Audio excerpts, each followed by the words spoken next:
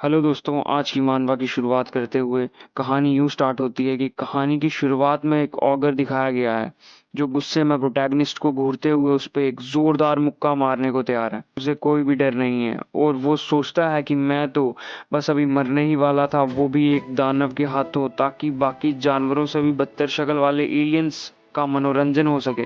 और यही सोचते हुए वो पागलों की तरह हंसने लग जाता है और सोचता है आखिरकार मुझे मेरे सवाल का जवाब मिल गया।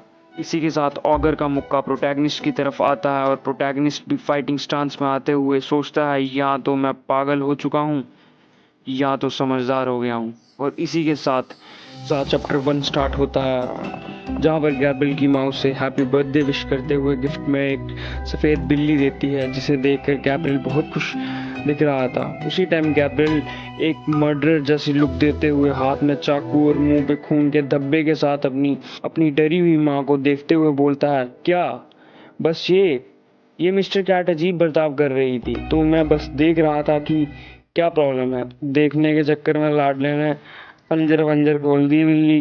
गैब्रियल की माँ पहले समझ गई थी कि वो नॉर्मल जैसा नहीं है, तो गैब्रियल को गले से लगाकर बोलती है, सब ठीक हो जाएगा बच्चे, वो बेहतर हो जाए और उसका ध्यान बाकी फालतू की चीज़ों में ना जाए, इसलिए गैब्रियल को बिजी रखने के लिए उसे मल्टीपल गेम्स में एनरोल करवा देती है।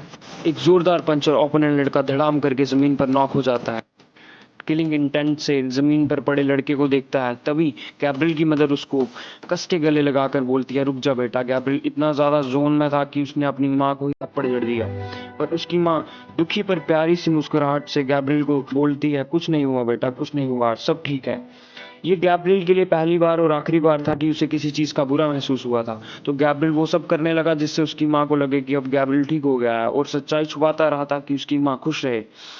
दोनों किचन में खड़े थे, तभी गैब्रियल की माँ कांपने लगी और उनके हाथ से प्लेट गिर के टूट गई। सीन शिफ्ट होकर हॉस्पिटल आ जाता है, जहां पर चलता है कि गैब्रियल की माँ को लास्ट स्टेज कैंसर है और वो कभी भी इस दुनिया से रुखसत हो सकती है। बेटा सुन, मैं जानती हूँ तू जानवर मार के कहाँ छुपाता है, गैब्रियल घबराता हुआ बोलता है, पर आपको कैसे पता चला माँ? उसकी माँ बोलती है, शांत रहा और मुस्कुराते हुए कहती है, मैं जानती हूँ तू कंट्रोल नहीं कर पाता खुद को, इसलिए मुझे दो प्रॉमिस चाहिए तेरे से। पहला, कभी भी किसी इंसान को मत मारना जब तक तुम्हारी जान पर ना बनना है, और बस किसी ऐसे को ही मारना जो डिजर्व करता हो मरना। दूसरा, तुम नए नए दोस्त बनाओगे जिनके साथ तुम हंसते मुस्कुराते रहोगे और सभी के साथ प्यार से रहोगे। गैब्रियल प्रॉमिस करता हुआ बोलता है कि हाँ माँ, मैं ऐसा ही करूँगा।